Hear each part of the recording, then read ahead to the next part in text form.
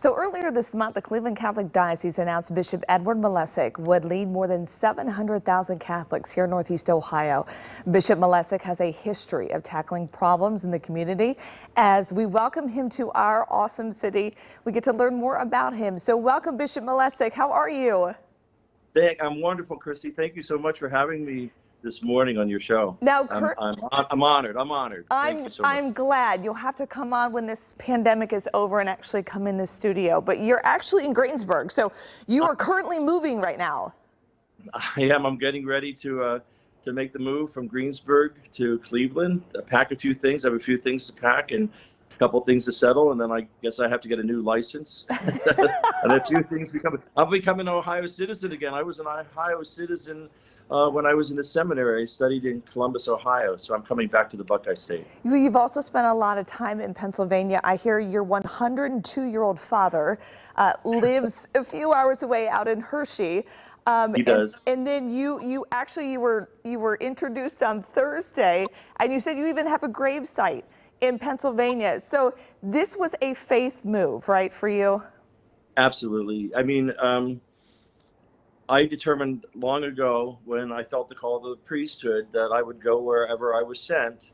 And so I'm being sent to the wonderful counties of the Diocese of Cleveland. So I expect new blessings. I mean, it's hard. I have to say, you get rooted in a place. I'm rooted here in Greensburg. I have good friends. I know the priests and the people, the lay leadership so well.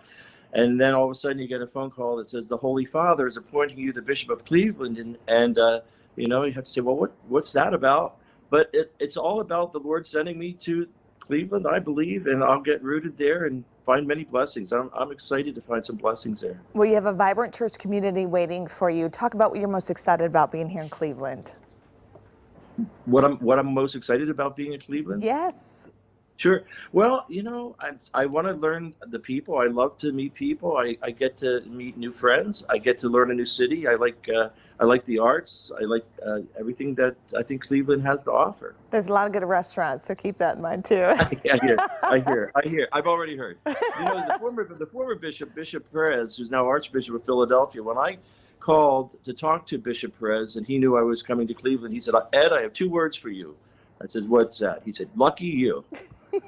So he loved it in Cleveland. He did. He loved it. So, we enjoyed meeting him too. Now, while you have been in Greensburg, you've been known for your proactive when facing community problems. You also started an opioid task force there in Pennsylvania. Obviously, Ohio's been dealing with that for many years. So how can we continue to fight this opioid abuse? Well, I think we have to come together as a community, and we have so many resources already out there. The church is one of the resources I think that can be added to other community resources. But what the church can do so well is educate people. We have the ability to gather large groups together. Maybe not during COVID, but we have the ability to gather large groups together and educate them about what the opioid crisis is, what the signs are of a person who is suffering from addiction, and where to get help. We also, obviously, as a church, have the ability to pray, and praying helps to change our minds and hearts and to open ourselves up to helping people who suffer from addiction. Sure. And so as we wrap this up, time always goes by too fast. Your message of hope right now for all of us that are dealing with the pandemic.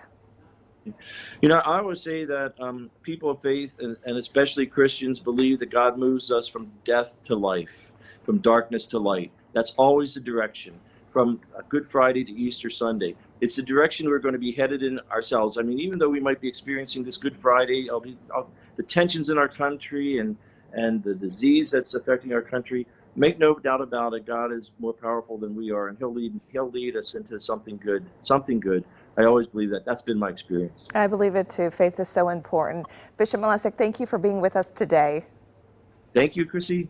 Have a great day. You too. God bless the people of the Diocese of Cleveland and the people in those 8 counties. We can't wait to have you here. You have to come visit us in studio. I can't wait. All right. All the best. Thank you. Time now, 8:28. We'll have more of Fox 8 when we come back.